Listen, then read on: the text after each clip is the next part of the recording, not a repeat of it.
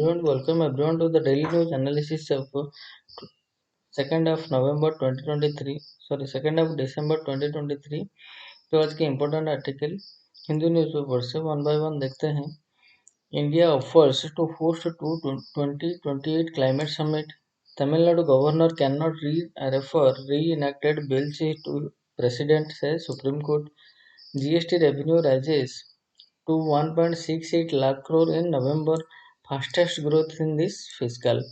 Then finding funds, improving the capability of Indian states, patchy expansion. Glad that India has set up inquiry on to kill Panan, White House. PM meets Israel president, calls for durable resolution of Palestine issue. UAE announces $30 billion fund to boost climate investment. World Bank recalls paper on decline in toilet usage in India. Then disinformation can impair democratic discourse, according to CJI. Manufacturing PMI rebounds in November. Then arrest under PTA sparks concern in Sri Lanka. तो first article जो है, India offers to host 2028 climate meet.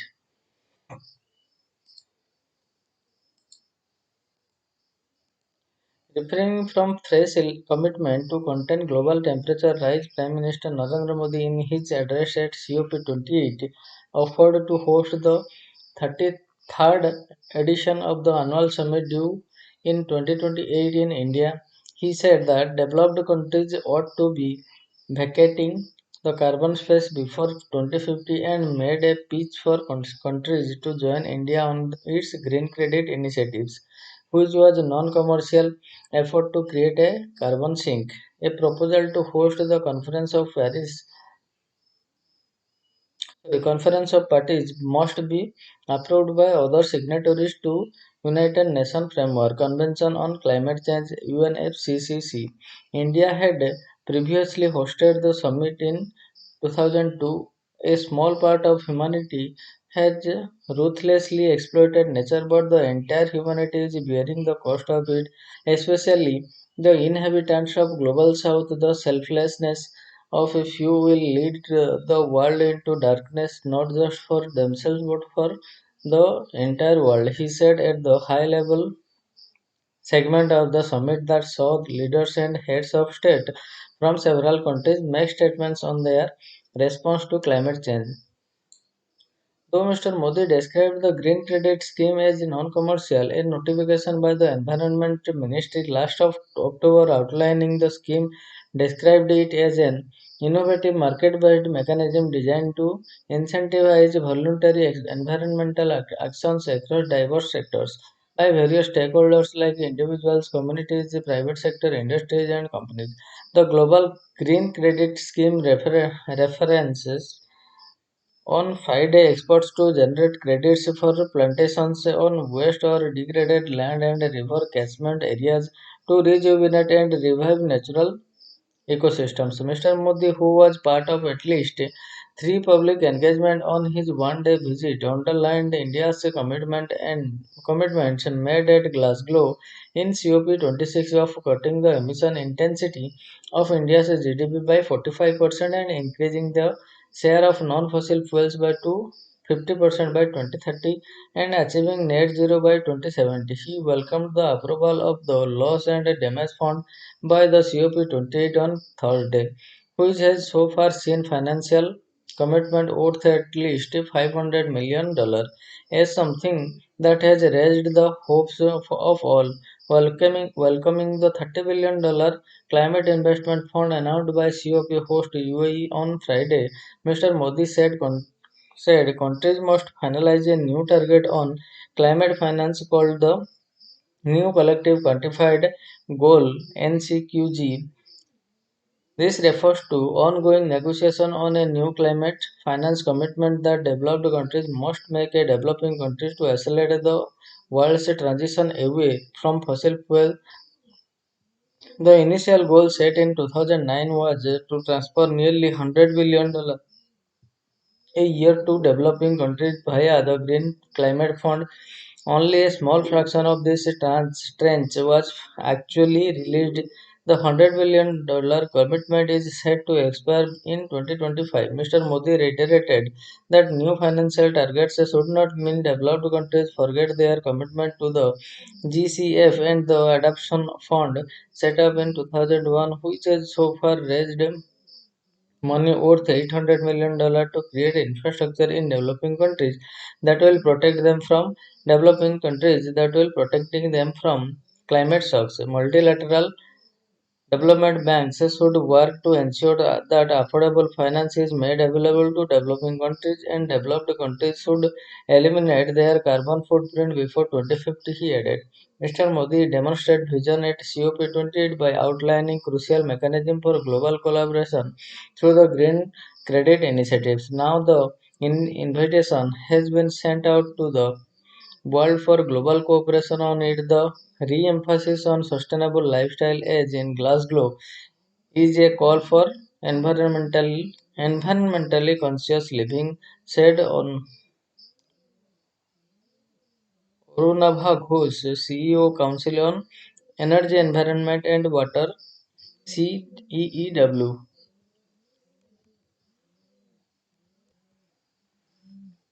The next article है Tamil Nadu governor cannot refer reenacted bills to president, says Supreme Court. Tamil Nadu government in the Supreme Court on Friday criticized Governor R.N. Ravi for exhibiting constitutional obstinacy by referring 10 key bills reenacted by the State Assembly to the President for consideration on November 28. A three-judge bench headed by Chief Justice of India D.Y. Chandrachud said the governor, having withheld his assent to the bill on November 13, cannot now refer the bills re-passed by the legislature to the President. The CJI said once the governor withholds assent, he cannot stultify the bill, he has to send them back to the assembly under the first proviso of Article 200. Consequently, if the assembly repasses the bills with or without amendments, the governor had no choice left but to grant his assent to the bills in the reenacted form. The Chief Justice said this law has already been settled by the top court in its November 10 judgment. Once the assembly has repassed the bill, you governor cannot say now I will refer it to the president. The first provisions of last line is very clear. Says the governor shall not withhold assent to reenacted bills sent back to him for consent. The Chief Justice observed. The next GST revenues rise to 1.68 lakh crore in November, fastest growth this fiscal. India's gross India's gross goods and service tax (GST) revenue grew 15.1% in November to hit nearly 1.6 lakh crore rupees, the third highest monthly tally so far from the direct tax. This is the fastest upswing in tax collection so far in 23-24, surpassing the 10th-month high growth of 13.4% in October. Taxes from domestic transaction and services import rose over 20%, and the finance ministry said nothing. This is the sixth time in this fiscal year that revenues have crossed 1.6 lakh crore. November's revenue included central GST of 13,420 crore, state GST of 38,226 crore, and integrated GST of 87,009 crore,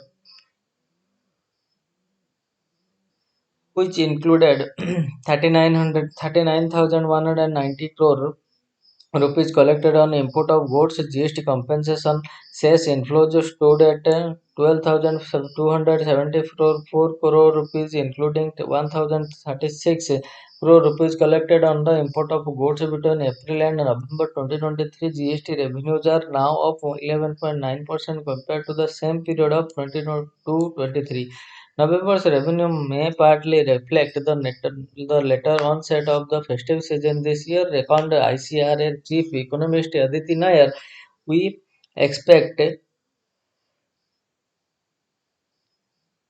central GST collection to modestly exceed the budget estimated Estimates he said among the states, Manipur was the only one to record a negative growth in revenue as GST collection fell 21%, while the Union Territory of Lakshadweep saw a 15% drop. Revenues of 13 states grew at or higher than the 20% pace averaged nationally from domestic transactions led by Nagaland 99%, Arunachal Pradesh 48%, and Haryana 44%.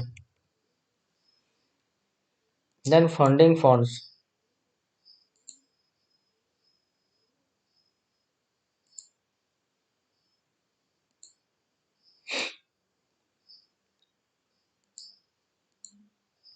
A healthy loss and damage fund. A three-decade-old demand is a fundamental expression of climate justice. The L&D fund is a corpus of money and technology that will be replenished by developed countries and used by the rest to respond to the more unavoidable effects of climate change. On the first day of the COP28 climate talks underway in the United Arab Emirates, representatives of the member states agreed to operationalize the L&D fund. The announcement was dearly won at the end of COP27 talks in Egypt last year. Member states agreed to launch such a fund thanks largely to steadfast efforts of the G77 bloc of countries plus China, led by Pakistan. Four meetings of the Transitional Committee were to follow to determine how its money would be disbursed. But the issue in the TC4 meeting, which spilled over into an ad hoc TC5 meeting as well, highlighted how the newly operationalized fund, while signaling optimism at COP28 and a diplomatic victory for its Emirati president, has crucial issues. First, it will be hosted by World Bank for an interim period of 4 years and will be overseen by an independent secretariat. The bank is expected to charge a significant overhead fee. Developing countries restated this proposition at first before yielding at the TC5 meeting in exchange for some concessions. Second, while some countries have committed amounts to fund from $10 million by Japan to $100 million each by Germany and UAE. Whether they will be periodically replenished is not clear. The committed amounts are also insufficient, totaling $450 million for now against an actual demand of several $1 billion. This shortfall, through it is premature to deem it so, comes against the backdrop of developed countries missing their 2020 deadline to mobilize a promised $100 billion in climate finance and managing to deliver only $89.6 million in 2021. Next, the contributions are voluntary, even as every country has been invited to contribute. Finally, the World Bank will have to meet some conditions on managing the fund, including a degree of transparency it has not booked so far, and submit a report to parties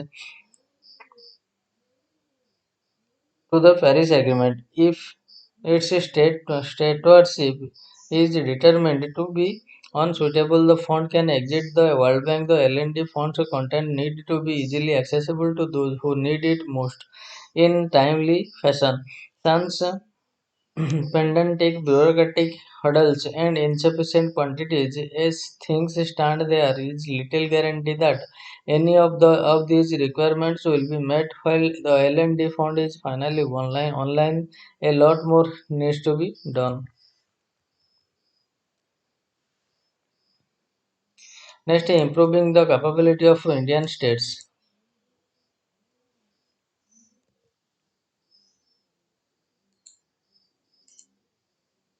The Indian state.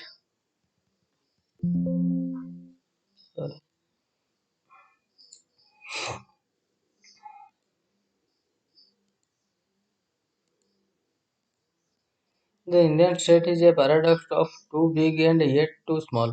Try setting up a business or building a house in an urban area, and you will quickly realize how the thickest of the license permits, clearance, and permissions can make life impossible, even an ordinary citizen, one can never be sure to be on the right side of the law and the circuits of regulations. At the same time, the Weberian states in India is too small in the G20 group. The country has the smallest number of civil servants per capita. The public sector share is total employment in India at 5.77% is half the corresponding figures for Indonesia and China, and just about a third of that in the United Kingdom with approximately 1600 per million.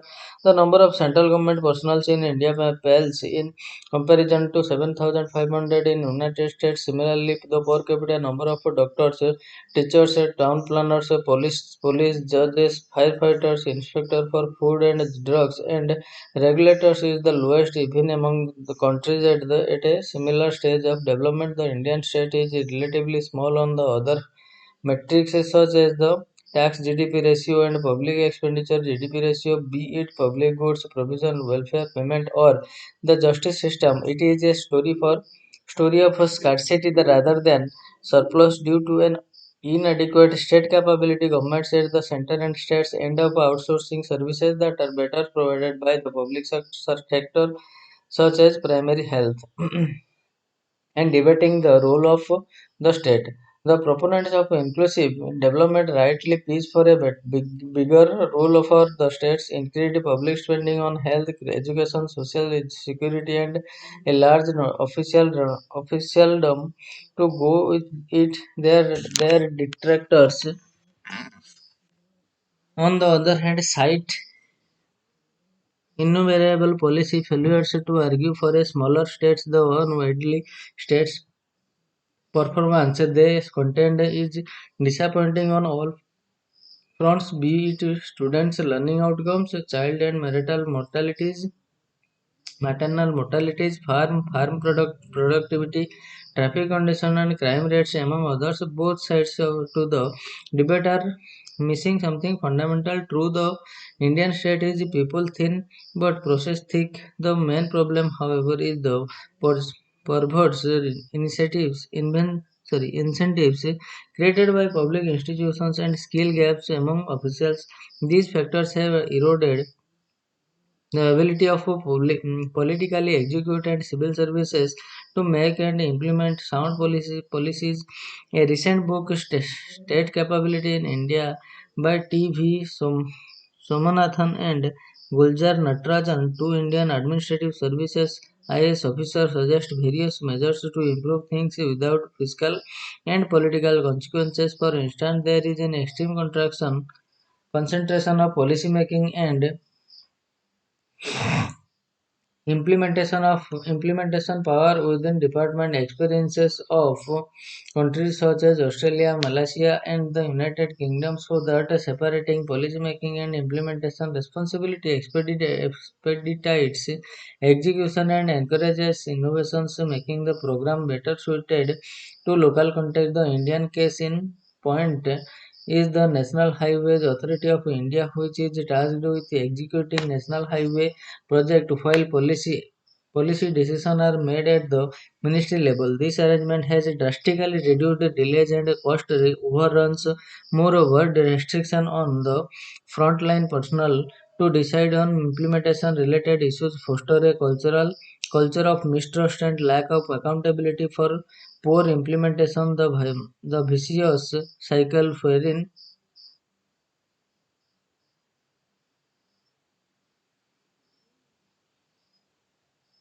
poor delegation and a deficient state capability feed each other can be broken by delegating financial and administrative power to the frontline functionaries which with clearly defined process for using them. The technocratic gaps. The top policymaker exhibit a lack of technocratic skill to govern an increasingly complex economy in the absence of adequate compatibility capability to deal with economic, financial, contract, and other technical matters. The center and the states hire consultancy firms. According to the media reports, the center government Central government paid over 500 crore rupees in the last 5 years to outsource crucial tasks to the big five consultancy firms, that is PricewaterhouseCoopers, Deloitte, Ernst and Young, the KPMG and the Kinsey. An institutionalized and regular lateral entry at mid and senior level can help fill the civil services size and technocratic technocratic gap. Qualified officers in non-IS services such as the Indian Revenue, Economic and Statistical Services should get a fair shot at high-level positions if they have the talent and expertise required. Civil servants at different levels can be provided specific subject-specific training under Mission Karamyogi National Program for Civil Service Capacity Building. Similarly, there is a need to augment the strength of the professional staff with market watchdog. The Securities and Exchange Board of India and the Reserve Bank of India, the first has just about 800 professionals there, whereas its counterpart in the US, the US Securities and Exchange Commission, has more than 4,500 experts to govern the corporate. Similarly, the professional staff strength and the of the RBI has less than 7,000 is tiny when compared to the US Federal Reserve, which is assisted 22,000 odd professionals. Yet another problem is the narrowly scoped audits by the Comptroller and Auditor General of India. It encourages the finance and administrative decisions in the government to focus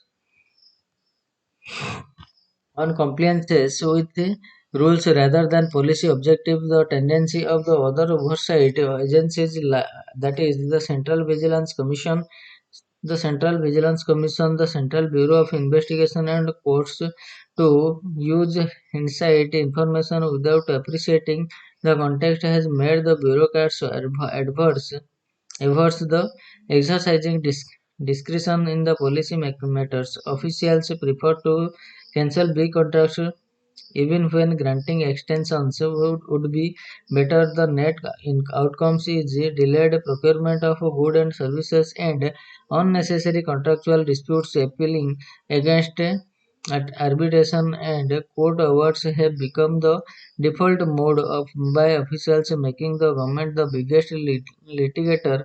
To fix this, the oversight agencies must be sensitized to appreciate the context of policy decision. They should factor in the cost associated with the actual decision as well as their alternatives. The political will is required to address other issues such as the appointment of retired officers to regulatory bodies and tribunals. The beneficiaries of such appointments enjoy hefty salaries without compromising the pensionary benefit from the past services. This makes civil servants susceptible to political manipulation and influences their in-service decisions. The problem can be fixed by increasing the retirement age to say 65 and making an absolute upper limit for all appointments, public versus private sectors. The political economy of the public sector also undermines its efficacy. It is well known that performance linked pay and initiative schemes such as bonuses, which work well in private sector, are not very effective in the public sector. The public sector must attract intrinsically motivated individuals to contribute to the social good. Paradoxically, the relatively high salaries in the public sector reduce its effectiveness because of job security and better working conditions. The risk and skill adjusted pay in the public sector should be lower than what it is in the private sector. In India, however, the opposite is true due to the substantial salary hikes by the sixth pay and seventh pay commission, except at the top for most of the skill spectrum. Public sector salaries are much higher than private wages. It breeds corruption in appointments as it makes government jobs very lucrative for all, socially driven or not. The solution lies in the moderate pay raises by the future pay commission and a reduction in the upper age limit for government jobs. Moreover, high economic growth that through job Many lucrative jobs in the private sector will make government jobs less appealing for those who are money minded. Put together, these measures can socially driven individuals joining the government.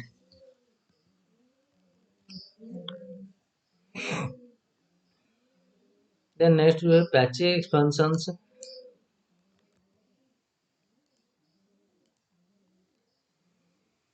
The latest provisional estimate of GDP for the quarter ended September 30, released by National Statistical Office, project real economic growth at 7.6%, a slight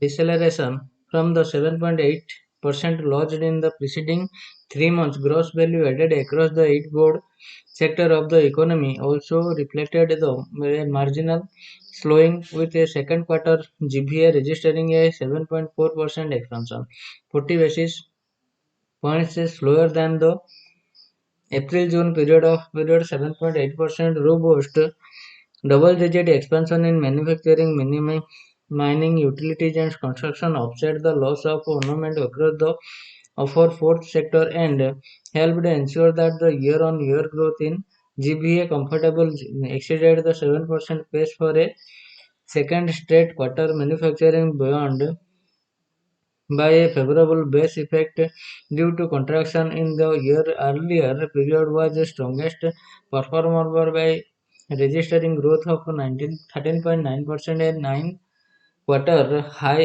and construction witnessed its biggest its best showing in 5 quarters, expanding 13.3%.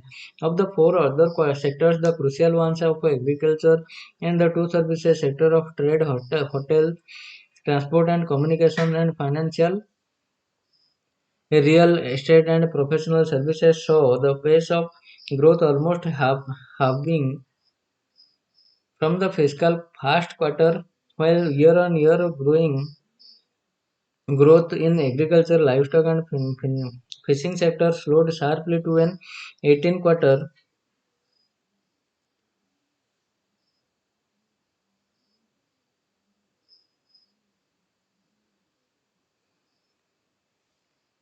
The best showing on 5 quarters, expanding 13.3% of the four other sectors, the crucial one of agriculture and the two other services sector of trade, hotels, transport, communication, financial, real estate, and professional services saw the pace of growth almost halving from the fiscal first quarter, while year-on-year growth in agriculture, livestock, fishing sectors slowed sharply to an 18-quarter low of 1.2% sector.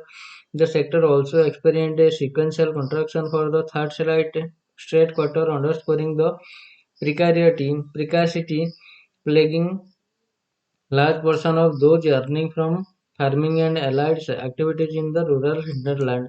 The slowdown in two key components of the services economy, trade, hotel, transport, and communication saw growth slides to 4.3% from the 9.2% in June quarter, and the expansion in the financial reality services more than halved from the preceding period to 6%. Also merits a closer watch at the post-pandemic rebound in services appears to have lost steam, adding to the need to view headlines growth number with circumspection is the fact that Lincoln private final consumption expenditure, the single largest component of demand in the economy, is struggling for traction.